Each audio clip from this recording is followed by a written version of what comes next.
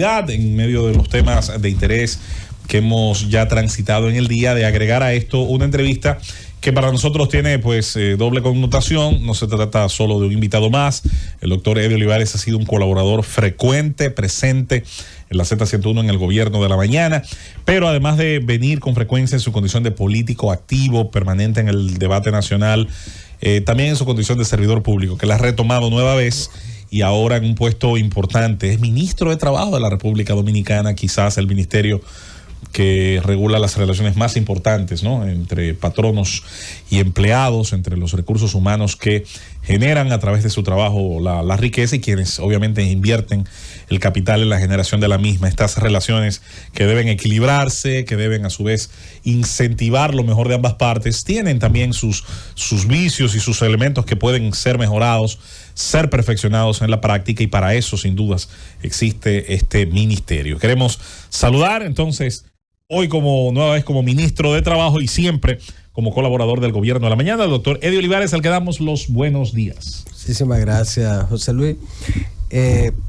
Contento de estar aquí en este programa emblemático de la República Dominicana. Siempre a disposición, pues yo soy parte del programa. Y así es. Así es que muchísimas gracias. Yo lo suplo aquí a veces. Se lo prestamos al ministerio un tiempo. Sí. Eddie, tú como delegado del Partido Revolucionario Moderno, institución política de la cual eres vicepresidente, ¿verdad? Sí. Has estado participando en estas reuniones del diálogo nacional. Esta situación de la cosa haitiana ha entrado en una nueva fase ahora. Por ejemplo, hoy se va a estar reuniendo el presidente de la República con el expresidente Danilo Medina en la casa, en la sede del Partido de la Liberación Dominicana, y ya hay convocada una reunión del Organismo de Seguridad de la ONU sobre el tema haitiano. ¿Qué evaluación puedes tú hacer, tú que estás participando de esto, sobre lo que finalmente resulte de todos estos esfuerzos? La reunión con el presidente Medina es la continuidad de una comunicación fluida, permanente, y que habla de una manera muy clara del liderazgo maduro y comprometido que tenemos. Por eso hoy la República Dominicana es un referente en el mundo, una democracia de una elevadísima calidad, en un tiempo de polarización en todas las naciones. La República Dominicana presenta el ejemplo de esta relación directa entre los líderes del país, los expresidentes, el presidente de la República, cosa que ya no ocurre ni siquiera en los Estados Unidos. En medio de la guerra de Irán, con lo que la amenaza que eso significó, no se vio nunca una reunión de Trump, ni siquiera con los expresidentes republicanos, presidente Bush. Es decir, que esto que ocurre en la República Dominicana en este tiempo es algo que nos coloca como una democracia especial en el mundo, en tiempo de incertidumbre y polarización, y hay que reconocer a los expresidentes, Danilo Medina, Leonel Fernández y Hipólito Mejía, y además entender que tenemos que cuidar eso, y esa relación fluida en un tema que es de trascendental interés para el país, con los líderes o entre los líderes, resulta altamente positiva y augura, y ahí respondo la pregunta, augura resultados positivos en las mesas que se han instalado En ocasión de este diálogo relativo a la crisis haitiana, enfocada en el interés nacional, y ayer, por ejemplo, las reuniones en las diversas mesas también fueron un ejemplo de la unidad nacional. Ahí yo estoy en la mesa laboral y ahí estábamos todos abordando los temas en un ambiente que nadie piensa en partidos políticos, conversando ahí. Ahí no hubo absolutamente ningún planteamiento, ningún enfoque en función de temas partidarios. Todo fue los planteamientos sin tomar en cuenta para nada ese tipo de cosas. Fue algo muy interesante y el ambiente de colaboración entre todos y todas, de modo que la República Dominicana es un oasis hoy en el mundo y eso tenemos que cuidarlo. Eso tampoco es el producto del esfuerzo de un líder solo, de un partido.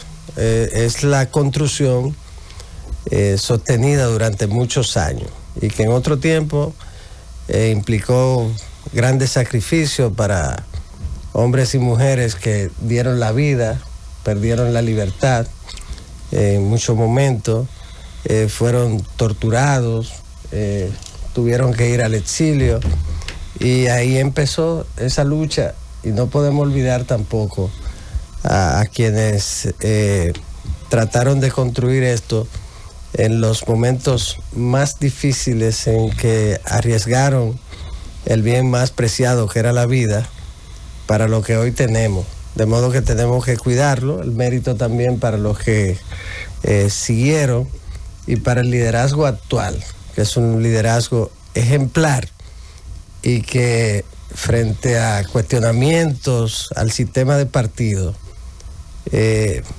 este país, el cuestionamiento al liderazgo del partido lo desmienten acontecimientos como este, de modo que los partidos han demostrado madurez, compromiso con la nación y buen ejercicio de la democracia. Cuando yo escucho los ataques y las cosas, los escucho como si fueran en escenarios distintos a la República Dominicana, que hay que mejorar muchas cosas, siempre hay que hacerlo, pero este modelo de nosotros aquí y en el ámbito laboral para, por ejemplo, la paz laboral con la paz social en la OIT, la reunión mundial de la OIT, la República Dominicana fue el referente. Todo el mundo, todos los países ahí, y nosotros fuimos el ejemplo de tripartismo exitoso, de paz laboral. La presencia del presidente tuvo un gran impacto. Su discurso fue despedido con una ovación, todos los países de pie, aplaudiendo, y es un tiempo muy, muy especial para la República Dominicana. Ministro. Y eso es el producto de ese liderazgo, y eso tenemos que protegerlo, de modo que ahí habrán buenos resultados sobre la base del interés del país y el esfuerzo de todo el liderazgo político, social también, por supuesto, que está participando también en estas mesas de trabajo. Ministro, hasta los que estamos de acuerdo con las deportaciones y que todo el que esté ilegal en nuestro país salga, tenemos una preocupación por una realidad que se está dando, sobre todo en la zona este del país.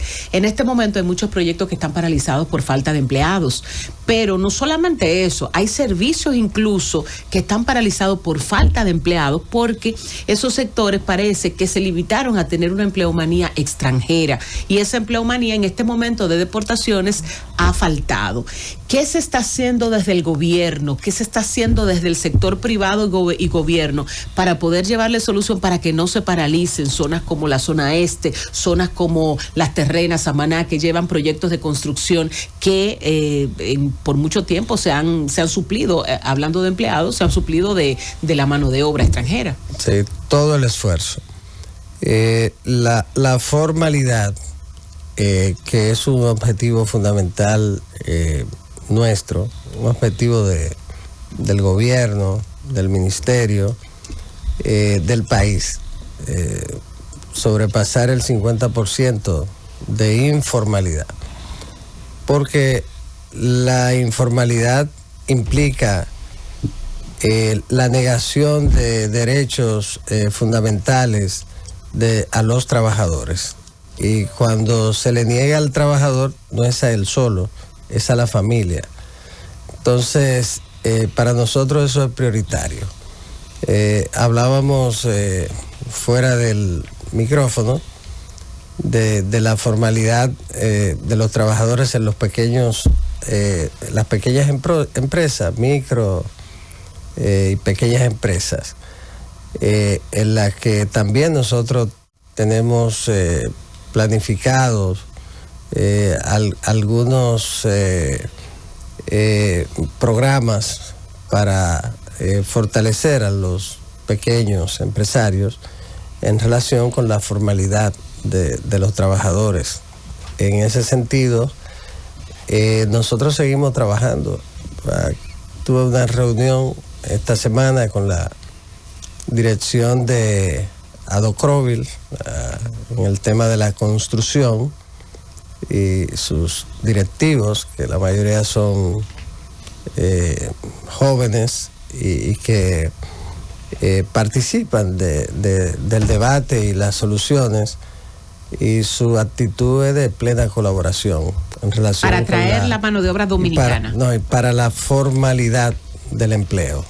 No me refiero a temas de migratorio, sino que ese sector que tiene una alta informalidad es importantísimo para reducir esa informalidad, y la actitud de ellos es de colaboración, de ayudar en todo lo que sea necesario para la formalidad.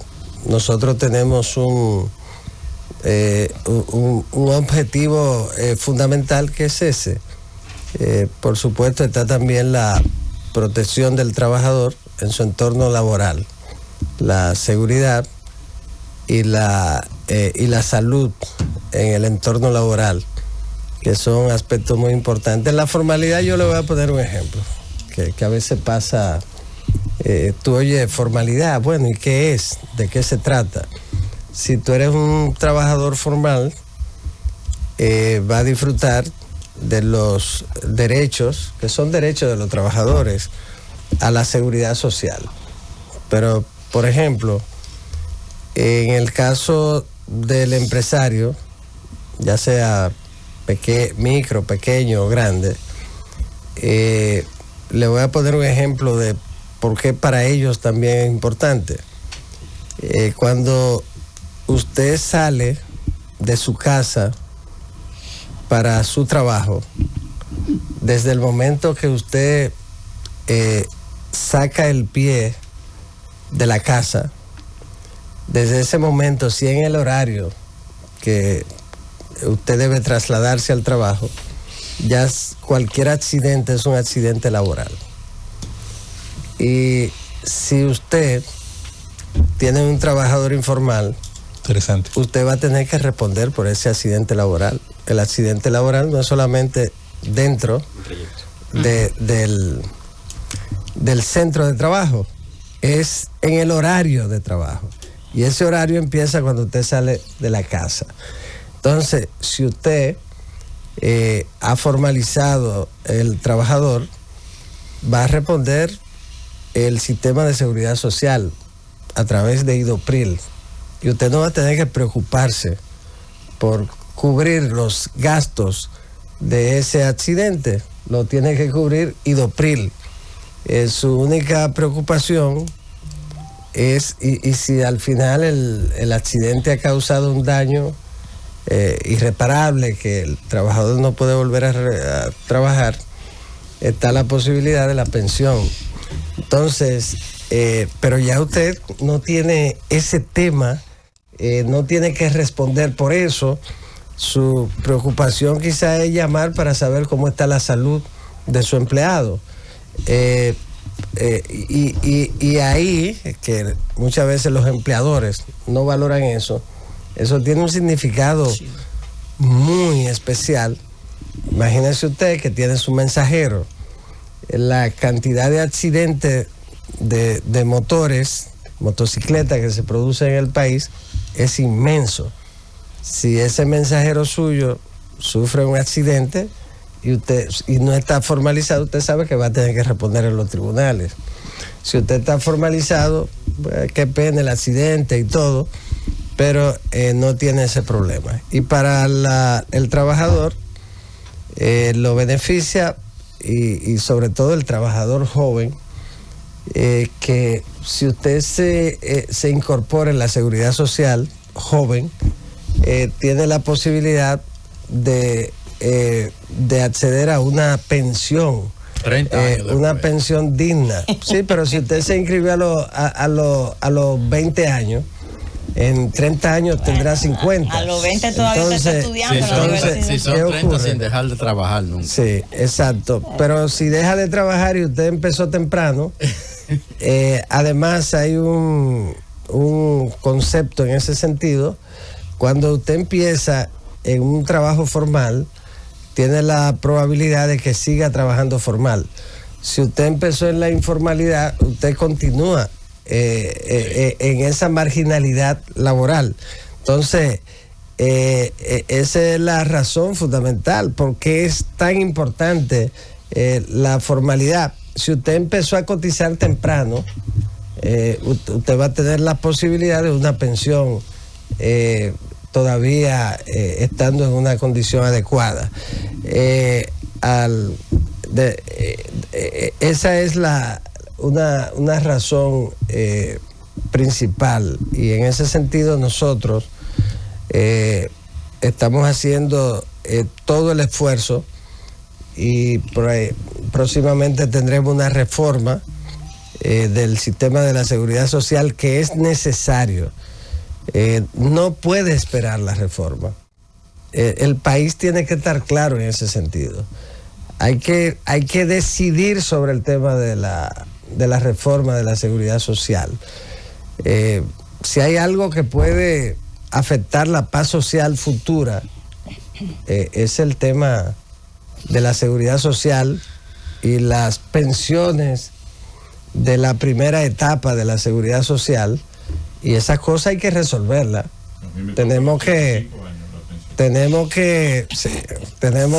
prepararnos. No sería el 85. No, pero no es el 85. El tema es cuánto le tocan, porque no es el 85. Nada, entonces, bueno, como 12 mil pesos. Está bien, pero el tema es cuánto. 13.135. Entonces, sin tener que llegar al 85, pues ya está el tema de la edad. Pero de todas maneras, es uno de los temas que tenemos que sentarnos, que tiene que debatirse.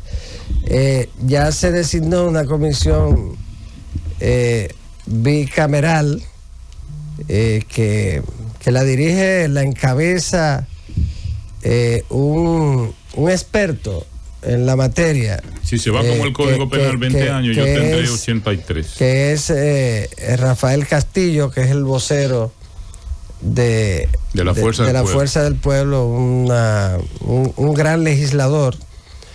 Y Daniel Rivera es el vicepresidente, el senador Daniel Rivera, y es una comisión de altísima calidad, integrada por personas, todos de alguna manera, la mayoría son médicos, pero todos de alguna manera vinculados al sistema de la seguridad social, y que yo pienso que va a tener un gran éxito, pero eso hay que asumirlo.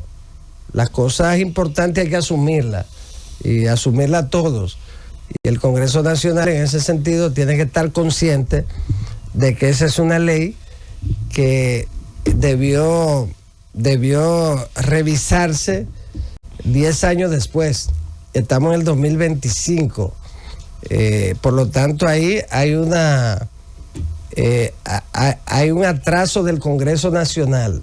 No me refiero al actual sino al Congreso Nacional como poder, como institución. Y hay un atraso.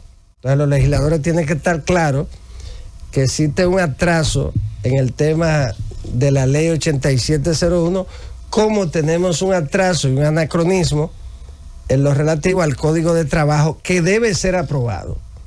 No se justifica que se pierda tiempo en relación con el Código de Trabajo. Debe ser aprobado. Y el Congreso Nacional tiene la obligación, vamos a decirlo así, en función de cumplir con su deber, de aprobar el Código de Trabajo también ahora, lo antes posible. Porque ahí también hay una deuda. El país no puede seguir en el siglo XX. Y el Congreso Nacional tiene que colocarlo en el siglo XXI para que todo esto que se viene haciendo esté apoyado en una ley del siglo XXI para sustituir el Código de Trabajo anacrónico. Y esa es una tarea del Congreso. Ya la comisión del Senado, que encabezó el senador Cholitín, ya concluyeron ese trabajo. También es una comisión con una composición de altísima calidad, todos los partidos, pero también hay que acelerar eso. Hay que acelerar eso en el Senado para que llegue a la Cámara de Diputados. Eso hay que resolverlo. Y son leyes que tienen que modificarse. Y al final de cuentas están consensuadas. En el caso de esa ley, del código está consensuado. De modo que esas dos leyes son prioritarias. Son leyes que afectan a todo el mundo. A todo el mundo. Así es, ministro. Y en ese sentido nosotros esperamos que ambas se aprueben en el menor tiempo posible. Ministro, vimos la primera reunión que convocó el CES el pasado lunes. Llamó mucho la atención que no estaban ahí los delegados del gobierno, a excepción de usted que llegó. Me gustaría preguntarle si ya qué se pudo hacer en esta primera reunión, en qué se pudo avanzar, puesto que la gran mayoría de los delegados del gobierno no estuvieron allí. Y si usted está de acuerdo o será un tema a discutir el hecho de poder entregarle a los ciudadanos haitianos los permisos temporeros que establece la ley. ¿Hay condiciones para eso? La mano de obra haitiana ilegal que hay en el país o irregular, ¿habría algún mecanismo para poder entregar esos permisos? ¿Cuál sería la solución? Usted la planteó. En la pregunta misma está la respuesta. Pero queremos la respuesta del ministro. No, antes, sí, pero voy bien, pues la pregunta la tiene. Sí, pero antes la primera parte de la pregunta, mire, ese día era la primera reunión. ¿Fue que se confundieron, ministro? Hubo un tema de confusión. Y frente a la situación, los delegados nuestros no estuvieron enterados, y en el caso mío, yo en la mañana lo vi en el periódico y entonces llamé, pero ya yo tenía una reunión con Adocrovi a las 2 de la tarde que no podía posponer porque ya era en la mañana y la pusimos para las 2. Y luego entonces vino el tema de la reunión del CES. Entonces lo que hice fue que con la benevolencia de los directivos de Adocrovi, hicimos una reunión muy fructífera y la hicimos como en 45 o 50 minutos. Entonces yo salí de ahí, de Adocrovi, hacia el CES, que es en el centro de convenciones de Unicaribe, que es un gran centro de convenciones, que se hizo para, el doctor Aybar lo hizo para el montaje del Congreso Mundial del Derecho, que fue muy exitoso, y él, que era fue la universidad que lo organizó, que lo asumió, o sea, que sirvió de sede. Él construyó ese edificio y es un centro de convenciones, pero excelente. Bueno, ahí se está desarrollando. Entonces, yo salí para Unicaribe y llegué a las 3:03. Entonces, ya había terminado la primera parte de la reunión y participé entonces saliendo ellos, y participé en la mesa que me correspondía. Entonces, ese día se trabajó, ese día. Por ejemplo, la mesa a la que yo pertenezco manejó todos los temas relativos al procedimiento de funcionamiento parlamentario, etcétera, de la mesa, muy, muy exitoso. Entonces, ahí los representantes de los 4 líderes estuvieron ahí, todo el mundo colaborando. La de ayer fue muy exitosa también, muy exitosa. A la de ayer se fueron todas todos las mesas. Lo convocaron a tiempo. Todo el mundo y temprano. Okay. De modo que fue una gran jornada. Igual que fue una gran jornada la de ese día, que hubo la confusión. De modo que quiero decir aquí que si hay un interesado en el éxito y profundamente comprometido con ese gran cónclave del pueblo dominicano, somos nosotros, como lo es igual, como lo son los otros 3 líderes. Claro. Hay que estar claro. Compromiso la esencia de eso no son exclusivamente los partidos como tal, no son los partidos. Es el presidente de la República y los 3 expresidentes. Es ese liderazgo que encabeza ese esfuerzo. Y en ese sentido ha sido muy exitoso. Es el evento más importante del país de estos tiempos. Ese es el evento más importante de este país. Ahí son decisiones del país y del liderazgo. De modo que eso va a seguir funcionando muy bien, va muy bien.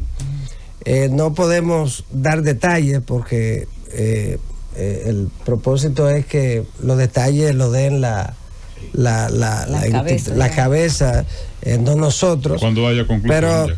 Exacto, pero eso va muy, muy bien. Qué excelente. Bueno. Si usted le pregunta al profesor Alburquerque, Rafael Alburquerque, que es parte de la mesa, que estamos él y yo uno al lado del otro. Muy bien. Le pregunta a Zoraima, que está también ahí. ¿En qué mesa? En la mesa laboral. Y ahí hay una representación, Nelsida Marmolejo, el liderazgo sindical, el liderazgo empresarial, con los diversos gremios. De modo que social es una mesa de, bueno, yo estoy ahí, pero no debo yo decirlo, pero los demás integrantes son gente de altísima calidad, para no incluirme. Bueno, usted también, ministro, usted también. Doctor, quisiéramos derivar ya a otro tema. Yo sé que usted está como ministro de Trabajo, pero además es un experto en temas electorales y políticos y miembro de importancia y de bastante relevancia como vicepresidente del Partido Revolucionario Moderno, pero de los que realmente tienen una actividad política significativa. Participación Ciudadana hizo un análisis de la ley electoral y de partidos políticos muy enjundioso e interesante y hace propuestas de reformulación con relación a la asignación de los fondos de los partidos políticos. ¿No cree usted que ya es momento de evaluar de forma más seria cuál ha sido el avance que se ha logrado en la democracia dominicana con esta asignación de fondos? ¿Si ha sido útil, a su juicio, esta asignación de fondos para consolidar la democracia dominicana? ¿Si se ha dado el destino que la ley prevé, por ejemplo, en educación, que creo que pocos partidos políticos, para no decir ninguno, cumple con el capítulo que la ley obliga para destinarlo a educación? Me gustaría tener una valoración suya de ese estudio que publicó Participación Ciudadana y su enfoque respecto a la asignación de fondos por parte de la Junta Central Electoral a los partidos políticos. Bueno, respondiéndolo no porque yo lo haya examinado a profundidad el estudio, tengo pendiente hacerlo, pero sé lo que es el estudio porque hemos manejado ese tema por muchos años. El financiamiento público ha sido positivo para la democracia. Una muestra de ello es la democracia que tenemos. Eso tiene mucho que ver con ese financiamiento. La transparencia en el manejo de los fondos, se han creado mecanismos para garantizar esa transparencia.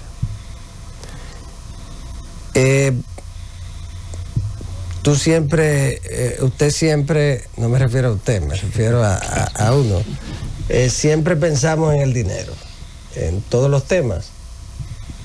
¿Y qué me devuelve esa inversión? Miren, un ejemplo de si vale la pena es lo que está pasando en otros países. Aquí ha funcionado, porque aquí tenemos una democracia que hoy es el modelo. Antes nosotros decíamos en este país, el sueño era parecernos un chin a Costa Rica. Sí. O a Chile. O a Chile, ese era el sueño. Nosotros hoy tenemos manifestaciones superiores a las de su país. Y tenemos un sistema de partidos fuerte, una alternancia en el poder que ya es algo normal. Usted perdió y se fue, usted ganó. Hay partidos que aportan mucho, hay otros que aportan menos, pero tú dices los tres principales partidos. Empecemos por el Partido Revolucionario Moderno, partido de gobierno. Ahí está el liderazgo que conforma ese partido. Para no mencionar nombres, claro, empezando por el presidente de la República, Luis Abinader, que es el líder fundamental del partido. Pero entonces, usted dice el Partido de la Liberación Dominicana. Hay un liderazgo ahí, real, de gente que han estado luchando toda la vida por el país. Tú puedes decir, tener los enfoques, eso es la política, porque es una lucha, es una guerra civilizada, una guerra sin armas permanente. Y tú dices fuerza del pueblo. Tú dices Danilo Medina, el líder principal de ese partido, y acompañado de otros líderes, figuras. Fuerza del pueblo, el último partido formado, encabezado por el presidente Leonel Fernández, y otros líderes ahí. Ahora, miren con el énfasis que lo dijo. No, igual que Leonel y algunos más. No, porque en todos. No. Y hay otras figuras. Y Danilo y Larreco. Y hay otras figuras. No, eso es una falta de respeto tuya. Pero, ¿qué ocurre? Decir eso. Pero está acompañando, claro, con Rafael Albuquerque. No, que Rafael Albuquerque es un lujo. Sí, un lujo. Ese sí. Entonces, ¿qué ocurre? es alguien de consulta. No, ese sí. Y una... En el área de comunicación. Sí. Bueno, pero lo que yo quiero decir es que se trata de un país que tiene esos 3 partidos principales. Entonces, ¿cuáles países se dan ese lujo? Ha funcionado. Eso es así. Ha funcionado. El financiamiento público no nació aquí, nació en Europa. Usted va a decir, bueno, después de la Segunda Guerra Mundial, el estado de bienestar le dio resultado a Europa. El doctor Peña Gómez lo impulsó aquí en un momento que era fundamental, porque cuando tú estás en el poder no lo valora tanto. Cuando tú estás en la oposición, ahí tú entonces sí ves la importancia que tiene para la supervivencia de los partidos. Entonces, da resultados. Sobre todo es una inversión que da resultados. Ahora, que hay sectores, individualmente personas que entienden que no, bueno, eso es la democracia y hay que respetarlo. Cada quien tiene su visión sobre ese tema. Que los partidos van a ser siempre atacados por sectores antipartidos. Ha sido así desde que surgió el partido moderno, no me refiero al PRM, el partido con el criterio moderno. Desde Inglaterra, 1847, revolución industrial, etcétera. Ha sido así porque habían sectores en Inglaterra que preferían que fueran, y por el origen de los partidos, de dónde viene, de una lucha que era una lucha más frontal, en la que sectores sociales, los propietarios y los que tenían el control, podían manejarla. Ahora bien, surgen los partidos y se democratiza la participación, de alguna manera. Pero los que no querían la democratización de la participación, nacieron atacando a los partidos. El partido nació bajo un ataque permanente que no ha cesado ni cesará nunca. Ahora, Hans Kelsen, el jurista más brillante del siglo XX, dijo, no se concibe una democracia sin partido. Sin partido, claro que no. Imagínate una democracia sin partido. ¿Qué tú vas a inventar para sustituir lo que no sea igual? Entonces, ¿es democracia o es cualquier otro tipo de sistema? Pero si es democracia, tiene que tener un intermediario entre el cuerpo electoral, entre la sociedad y el Estado. Ese intermediario es el partido. Entonces, el partido es una institución que forma parte del Estado. Hermano. Es una parte del Estado. Entonces, porque su rol es un rol estrechamente vinculado con el Estado, porque se eligen los que administran el Estado, se eligen directo e indirectamente los otros dos poderes clásicos, y a través de ese voto y de los partidos se eligen los extrapoderes también. Es decir, que hay un vínculo estrecho. El partido trabaja para el Estado y por el Estado. Entonces, esa es la importancia. Ahora, el cuestionamiento, sacar lo malo de los partidos siempre, que es sacar lo malo de alguna manera de toda la sociedad. Porque peor es el que no participa, el que no toma partido, o el que no participa en la lucha política, pero quiere participar en el gobierno, sí, quiere participar en los órganos extrapoder, donde no se ven involucrados, pero quieren participar y participan. Entonces, usted no puede y participación ciudadana. debilitar el sistema de partido que funciona, porque si usted debilita el sistema de partido, se está debilitando usted también. Si usted no participa, usted dejó que sean otros los que dirijan, pero usted lo decidió voluntariamente. Exacto. Porque usted tiene el derecho de participar y hay diversas formas de participar.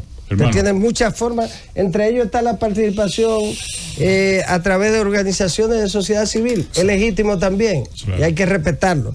Pero es participar, es tomar partido. Y el que no toma partido, no lo tomó porque no quiso tomarlo. Y decidió coger la vida más tranquilo que el que toma partido. Hermano, se ha discutido y se ha anunciado, se ha desmentido la posibilidad de otorgar carnet provisionales, una forma de regularización temporal a ciudadanos de nacionalidad haitiana para que puedan ejercer un trabajo en la República Dominicana. Hay la posibilidad de que eso, si no se ha discutido, se discuta en esa mesa donde usted participa, que es la mesa laboral. La decisión saldrá del Consejo Económico y Social. Sí, pero usted está ahí. Bueno, pero la decisión la tomará, se tomará ahí, con la presencia. O sea que se va a presentar. Con la presencia y bajo el amparo del liderazgo político. Se va a presentar esa social, sindical. Pero estamos empezando. Pero hay esa posibilidad. Oiga, el diálogo para la solución está empezando. Está bien, pero hay esa posibilidad. ¿De qué? De que se presente. Como cada mente quiera. ¿Usted la apoyaría si se presenta? Si se presenta, definir si se presenta, ¿qué? La posibilidad de regularizar temporalmente, darle a esto un permiso. Yo no puedo adelantarme. Yo soy parte yo le pregunté sobre el servicio temporal. Eso era lo que nosotros hablábamos, de que estaba la respuesta ahí. Sí, pero yo no Yo soy parte. Sí, pero yo entiendo que no lo escuchara, pero eso es parte. Eso es parte de la discusión, del diálogo. Eso se está discutiendo. El diálogo laboral, el diálogo en la mesa laboral, ¿qué es? No, laboral, ya usted su nombre lo dice. Exacto. Pero yo hablo ¿Y cuál es el diálogo? ¿Es sobre qué tema?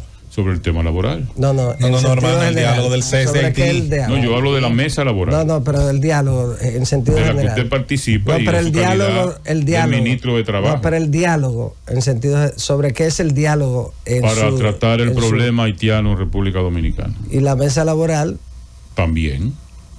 O sea, esa posibilidad sí existe. No, yo no dije vamos a esperar. Yo no puedo hablar de posibilidad, es de hecho. Yo estoy en esa mesa.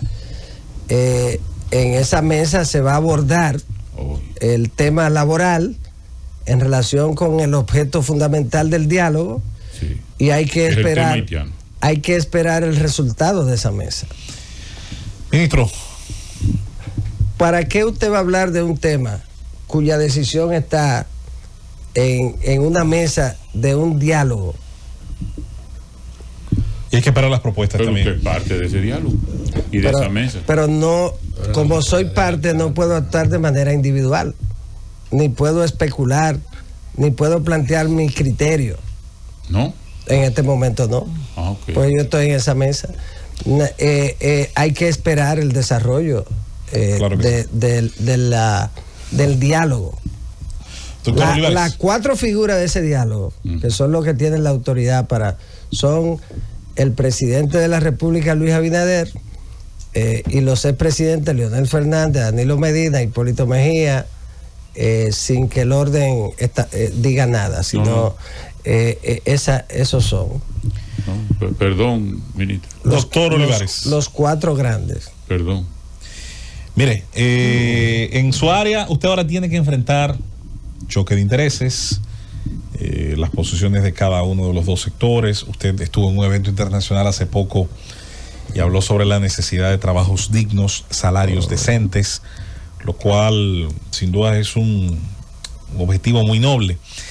Pero al final el empleo en una sociedad de mercado, en una economía de mercado, mientras más abierta posible mejor, es una relación económica. y yo quiero insistir, doctor Olivares, en que no podemos llegar al nivel que queremos y pretendemos de los salarios si no somos capaces de comprender que para llegar al pleno empleo, que es un sueño extraordinario, que es una meta extraordinaria, que es, por cierto, para los que nos escuchan el ideal, porque cuando un país llega al pleno empleo, ocurre un fenómeno curioso. Son las empresas las que compiten por el recurso humano. Eso es así. Y esa competencia por el recurso humano eleva, sinceriza, hacia arriba o hacia abajo, no importa, los valores reales de cada capacidad de cada grupo. En una sociedad de pleno empleo se da un fenómeno, por ejemplo, en el primer mundo. Trabajos, por ejemplo, como plomería, de fuerza y de riesgo, elevan muchísimo su valor porque como la mayoría de la sociedad se dedica a servicios, a trabajos de oficina y de cierto glamour, terminan siendo muchos de esos trabajos requeridos, escasos, y su valor se eleva. Son de esos fenómenos. Entonces, yo insisto, que la discusión en el debate siempre me parece que falta, y es un defecto no solo, no digo que sea de las autoridades, creo que es un defecto a veces también del propio sector privado y patronal.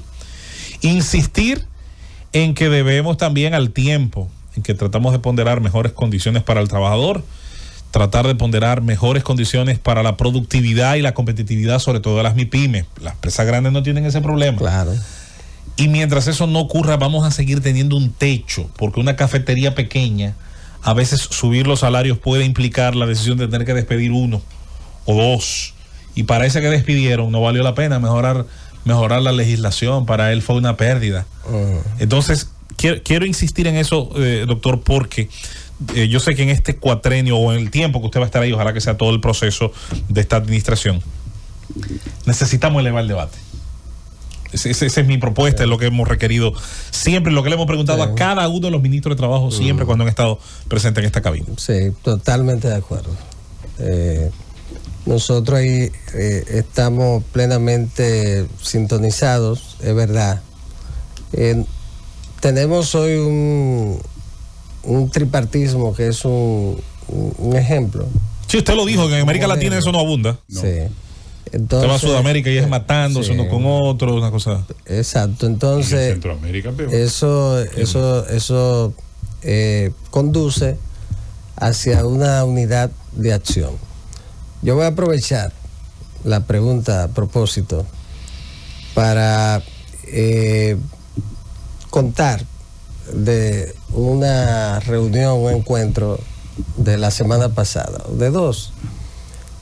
En un encuentro sobre inclusión, la inclusión, que tiene mucho que ver con me parece que vi el tema de las personas con hándicap físico, con situación, creo que estuve viendo, sí. Sí, fue un encuentro muy significativo. Se firmó un acuerdo para empezar ese encuentro con la ABA, la Asociación de Bancos Múltiples. Y además, de manera particular, el Banco de Reservas, el Banco Popular y el Banco BHD. Y en ese acuerdo, muy interesante, y más interesante que estuviera ese sector, se procura que mujeres que hayan sido víctimas de tratas y de violencia, madres solteras, hogares con propensión al trabajo infantil. El trabajo infantil es el producto de la necesidad de los hogares y de abuso en algunos casos ya, sí. Pero cuando son niños que están en su hogar, la necesidad en gran medida. Y hogares en esa situación están dentro de esa persona que padecen del VIH. En sentido general, la inclusión de sectores vulnerables. Y ahí también personas en situaciones especiales que pueden también ser parte del mercado laboral, y que nosotros tenemos una escuela, por ejemplo, para jóvenes en situación difícil, abandonados, una escuela en la ciudad colonial, para aprender diversas oficios, porque de lo que se trata aquí es de eso. Este es un tiempo que en el mundo escasean los técnicos, más que los profesionales universitarios. En este momento los países desarrollados andan procurando mano de obra. Aquí nosotros tenemos un permanente contacto para mano de obra para otros países, pero nosotros necesitamos mano de obra aquí, mano de obra calificada aquí en el país.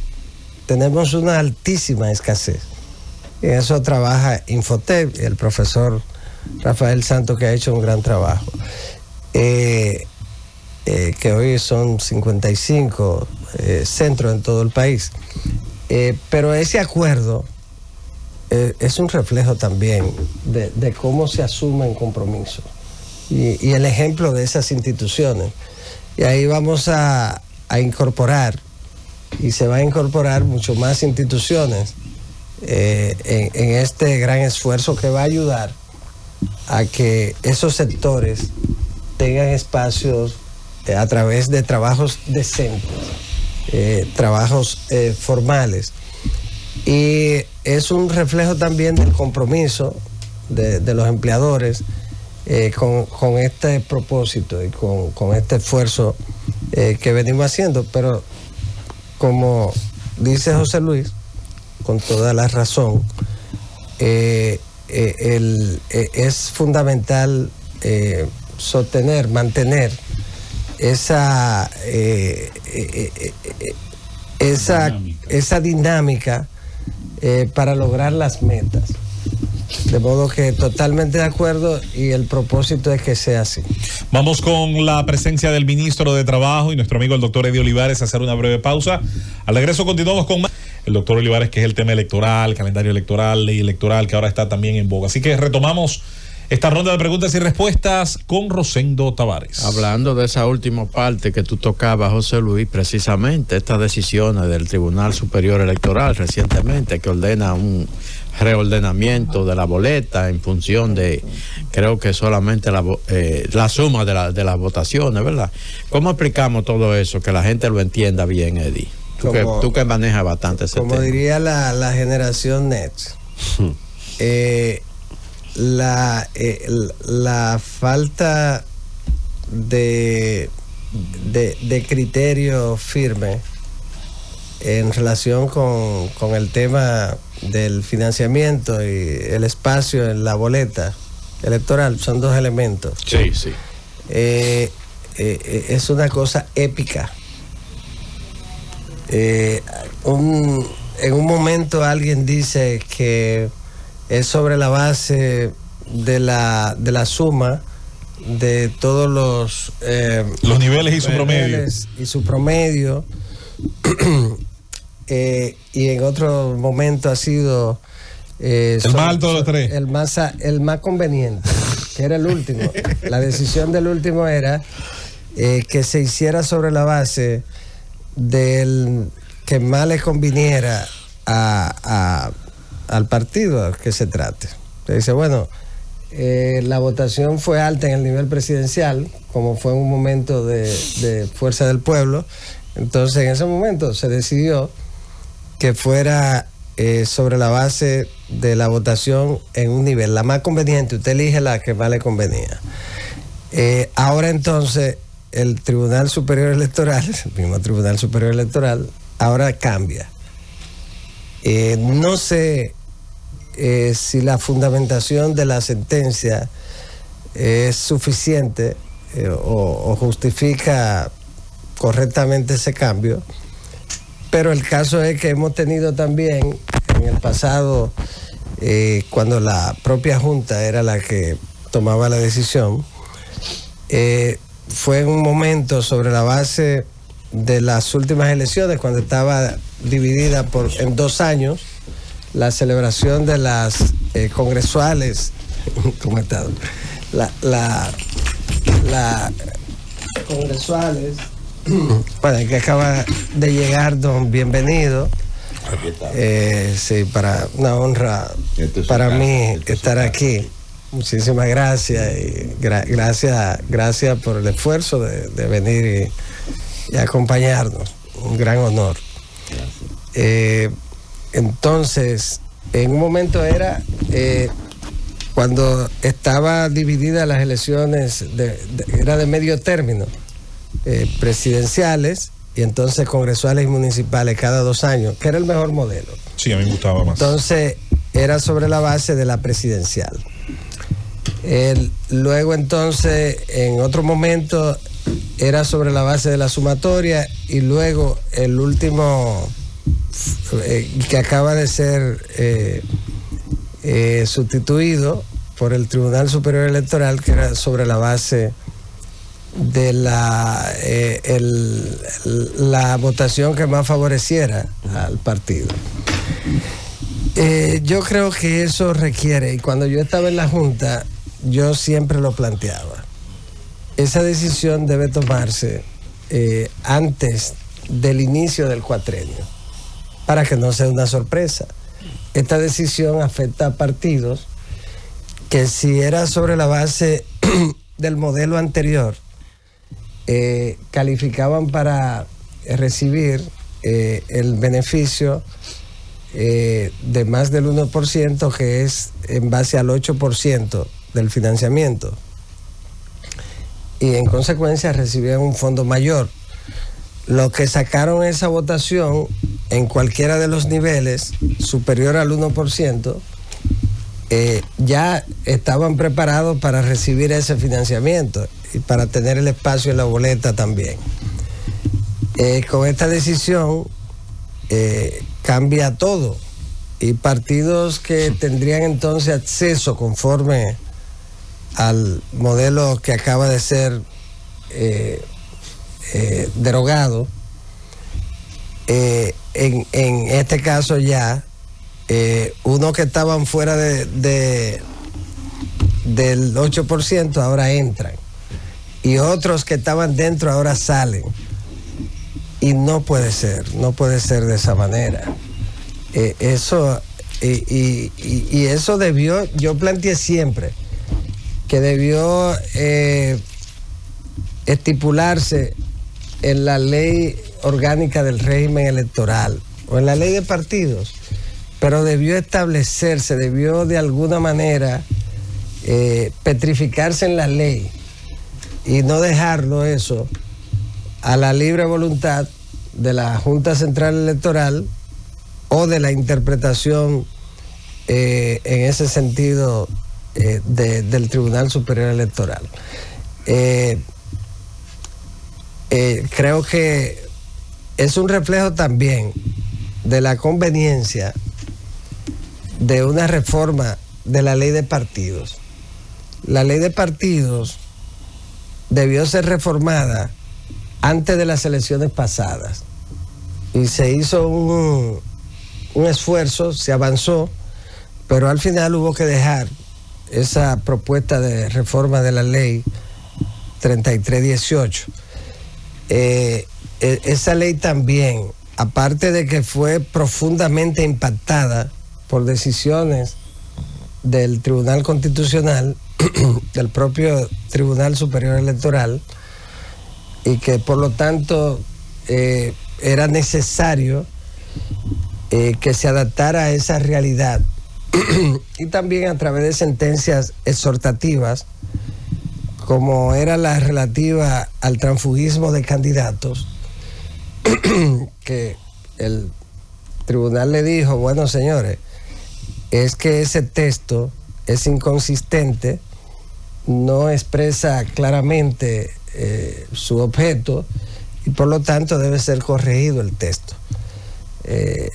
A propósito de la decisión que tomaron en un momento y que permitió que los candidatos de Fuerza del Pueblo, cuando se fundó, pudieran serlo.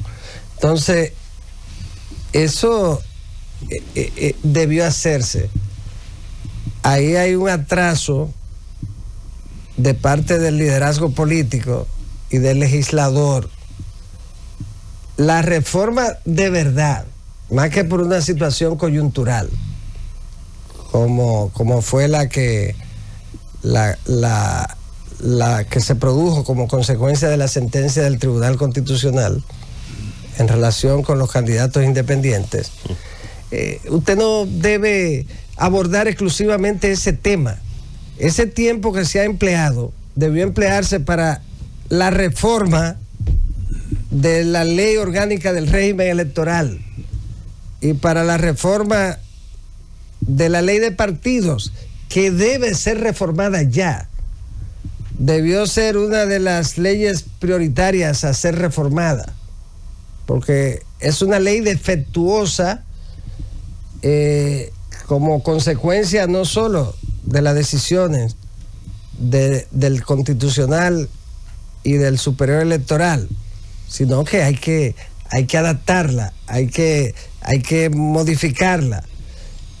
Ahora mismo habrá una incertidumbre de nuevo con el tema del probable transfugismo de los candidatos que no sean favorecidos en sus partidos, y que entonces el que no sea favorecido podrá, igual que antes, presentarse por otro partido.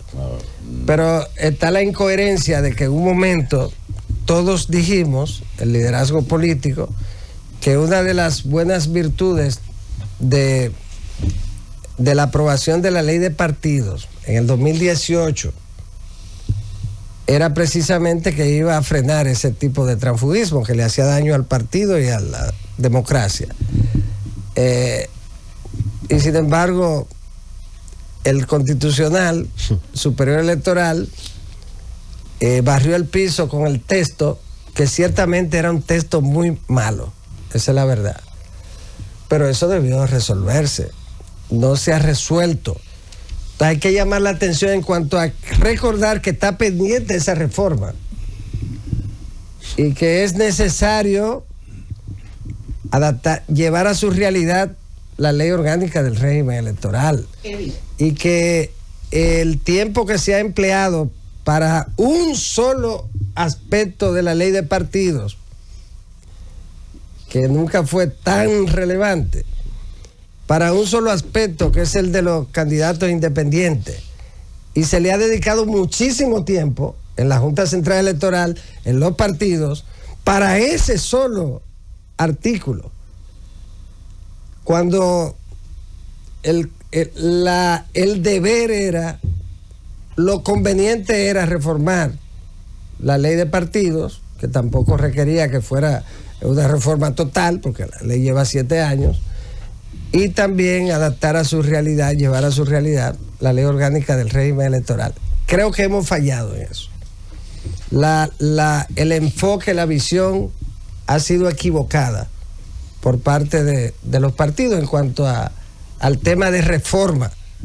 Las leyes políticas, las leyes electorales y de partidos deben estar sujetas permanentemente a ser adaptadas a la realidad del momento, porque hay una evolución constante de los procesos electorales.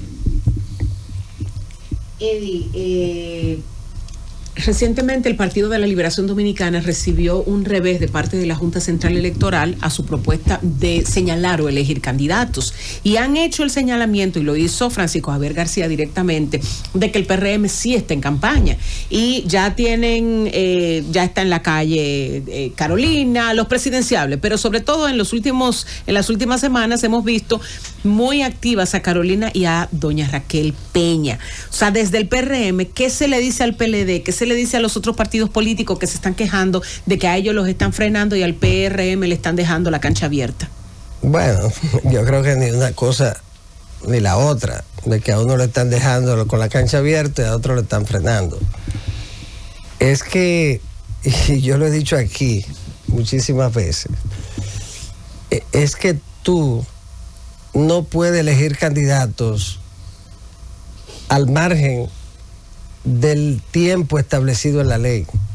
Hay un tiempo, y ese tiempo es el mes de octubre.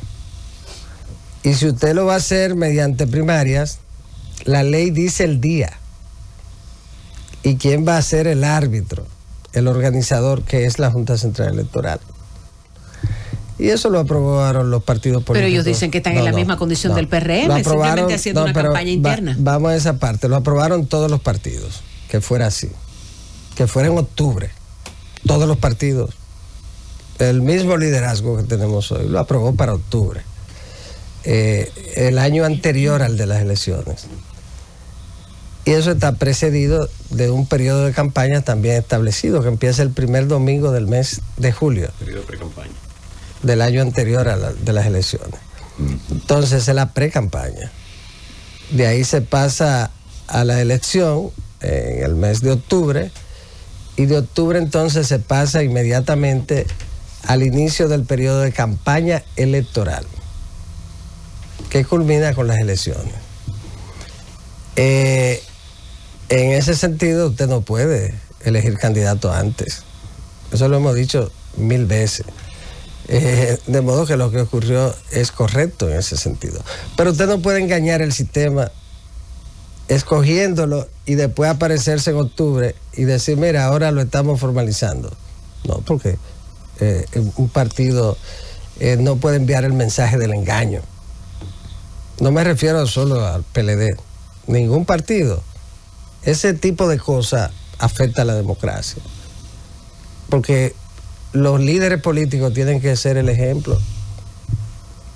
Y no hablamos de transparencia. La transparencia no es solamente en el manejo de fondos públicos. La transparencia debe ser para todo. Y en todo.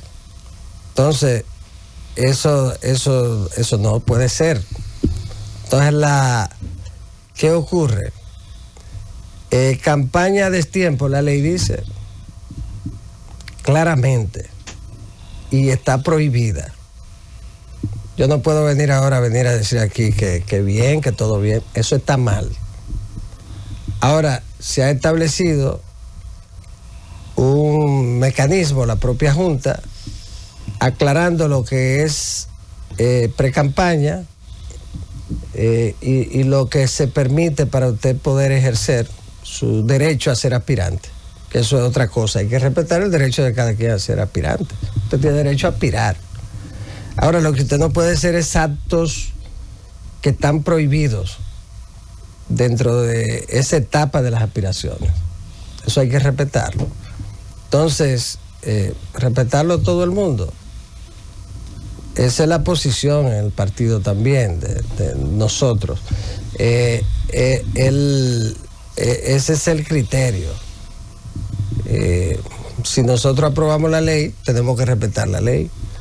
Entonces, aspirantes, sí, los aspirantes tienen derecho a moverse, a ir y visitar la gente, a tener a lo interno su propio estructura.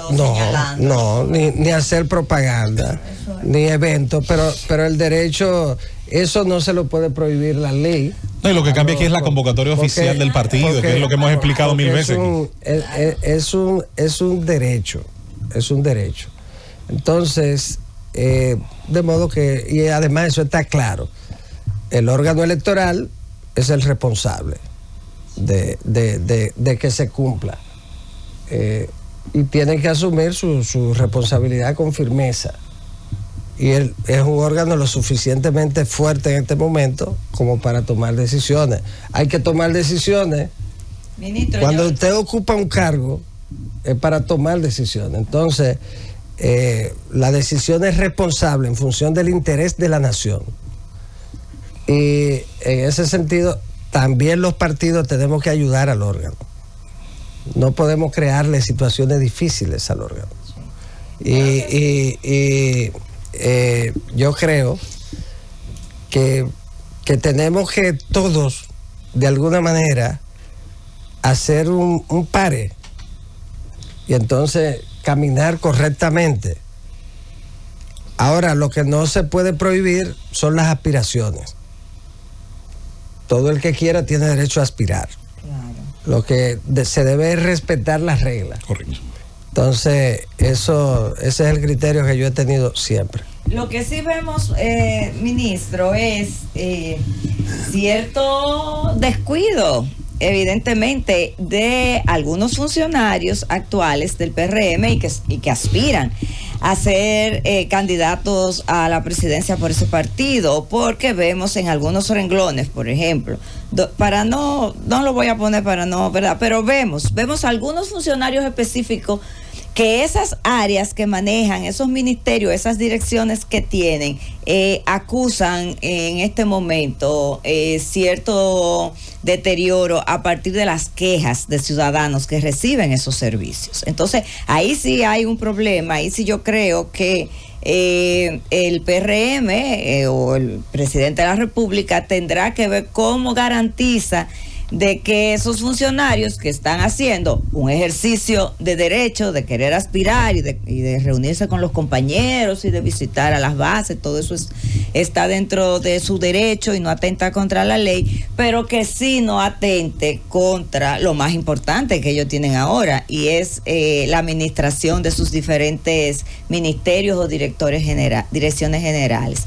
Yo le quiero preguntar, ministro, volviendo al tema de la mano haitiana, ¿se ha hecho un levantamiento real, oficial, de cuántos haitianos tenemos trabajando, por ejemplo, en el sector construcción, cuántos en el sector servicio, cuántos en el sector agrícola? Y de esos, entonces, ¿cuántos están en condición de legalidad porque tienen sus documentos?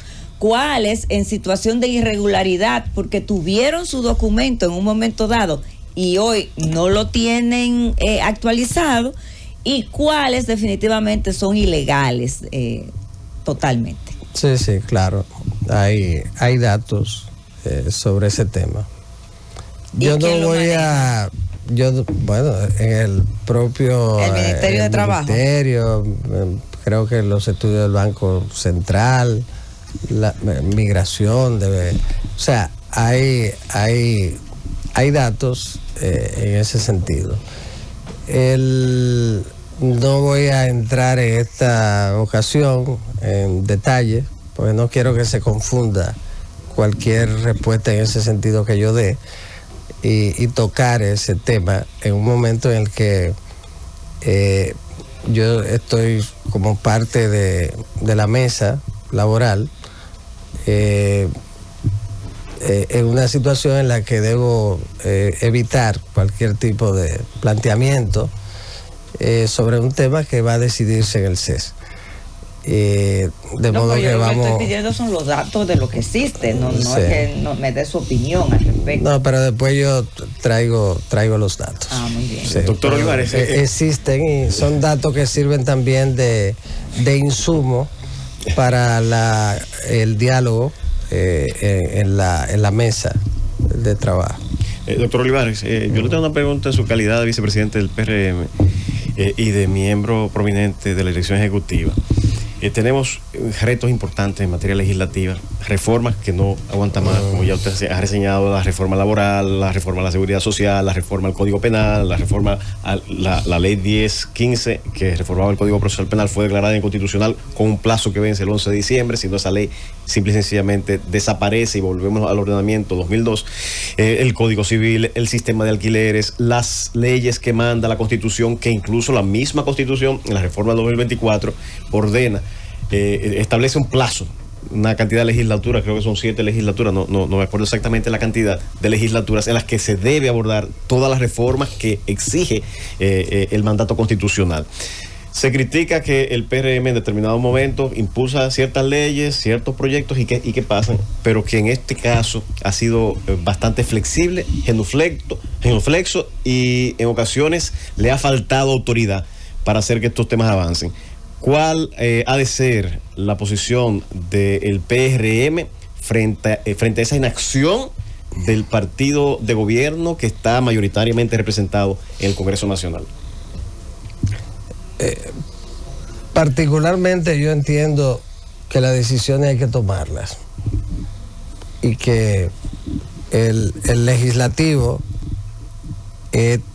tiene que tomar sus decisiones y que es siempre sobre la base de lo que se considere que es lo que conviene al país. Pero hay que tomar las decisiones. Y en el caso del Código Penal, tiene que ser aprobado. No hay justificación. Si soy yo, por ejemplo, yo lo apruebo con el criterio que se considere. Tú escuchas y todo eso, pero tú tienes que tomar decisión, porque en quien el elector ha puesto en mano su representación es en el legislador. Entonces, yo te doy a ti el poder de representarme y tú entonces toma una decisión que esté sintonizada con el programa que tú me presentaste sobre lo que iba a hacer en determinadas situaciones. Entonces tú vota por eso en el Congreso Nacional y estás ejerciendo mi representación. Tú eres mi representante. Entonces tú tienes que asumir esa representación con responsabilidad. ¿Pero qué está haciendo el PRM? El PRM no ha tomado una actitud. Tomar la decisión. Ha dejado sueltos los legisladores. No, que tiene el Código Penal tiene que ser aprobado. No hay forma de justificar eso. Eso... Esa es la actitud. Esa situación, hace años que debió ser. Hace 40 años. Entonces, es una vergüenza que usted todavía tenga casi intacto el Código Napoleón, 1884, y con pequeños parches. 1810.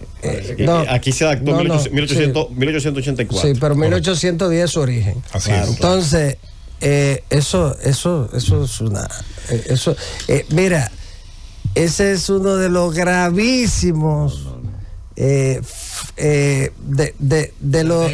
los espacios que debería tratar de borrarse del poder legislativo dominicano históricamente. Entonces, eso tiene que resolver. ¿Sabe por qué? Porque nosotros tenemos una mayoría calificada para hacerlo, que no se había producido nunca en democracia. Así es. Y esa mayoría es para que usted sea un Congreso productivo, claro, para que usted haga las transformaciones que hay que hacer. Entonces, a nosotros no nos perdonarían si no hacemos la reforma necesaria, y empieza por los códigos y por leyes que son necesarias. Entonces, eso hay que aprobarlo sin perder tiempo. Hay que procurar optimizar el tiempo. En el Congreso Nacional, el tiempo es fundamental porque pasa y está dividido en legislaturas. Y hay reglas para cuando el tiempo se pierde, sí, para que no se pierda. Entonces, eso hay que resolverlo. Nosotros tenemos dos excelentes presidentes de cámaras. El Ricardo de los Santos, que ha sido un gran legislador, un gran presidente, y Alfredo Pacheco, que es una Biblia, claro, del parlamentarismo. Hay que ayudarle. Una Biblia del parlamentarismo. Hay que ayudarle. Pero tenemos como partido también que ayudar, eso es verdad. Nosotros tenemos que asumir eso con firmeza y las leyes que son necesarias aprobar. ¿Por qué? Porque nosotros tenemos un compromiso, una obligación en ese sentido. Nosotros recibimos el mandato del pueblo de una manera amplísima y no tenemos justificación para no hacer las reformas que son necesarias. Claro. Y hay que hacerla, hay que tomar la decisión, porque para eso tenemos el mandato. Se consulta conforme a lo que establece la ley, el reglamento, las consultas y demás, pero después usted tiene que tomar la decisión usted. De modo que yo estoy convencido, he conversado con los dos presidentes, los voceros, y estoy convencido de que vamos a tener la aprobación de leyes trascendentales, empezada por el Código Penal, tiene que estar ahí para aprobarse rápido el Código del Trabajo, porque eso está consensuado. Entonces, en 98%. Entonces, no hay justificación para no aprobarlo rápido, para no aprobarlo ya.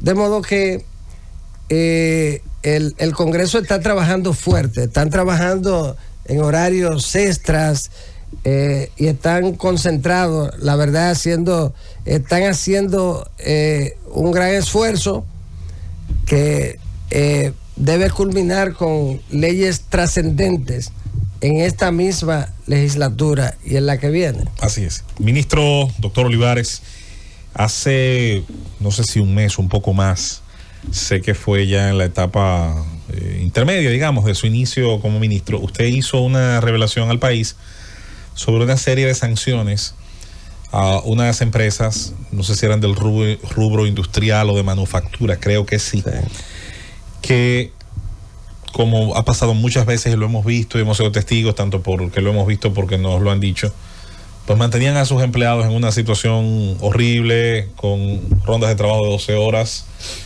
y con situaciones de trabajo altamente peligrosas, y que uno en ese momento, cuando vio que usted hacía este anuncio, bueno, a mí me animó mucho porque he creído siempre en el poder sancionatorio como uno de los mejores elementos reguladores.